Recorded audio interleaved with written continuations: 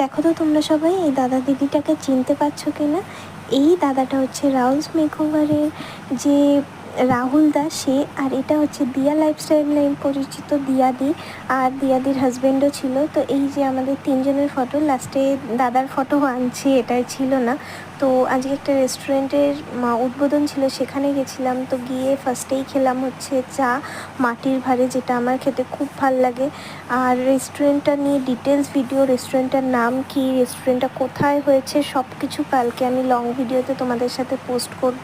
তো তারপরে একটা খুব ভালো সময় কাটানোর পরে আসলো সেই মুহূর্ত, কেক কাটার মুহূর্ত। কেকটা ছিল হচ্ছে ক্রিমসের, অসাধারণ। আর বাচ্চারা তো জানো চকলেট কেক খেতে কতটা ভালোবাসে। তো ওই পুচকি দুটো কেকটাকে কেটেছিল। কাটার পরে এই যে দাদাটা, সেই দাদাটা হচ্ছে রেস্টুরেন্টের ওনার, সে সবাইকে খাইয়ে দিচ্ছিলো। মানে পুচকি দুটোকে মেনলি, ওরা অনেকক্ষণ ধরে বসেছিল কেক খাবে বলে।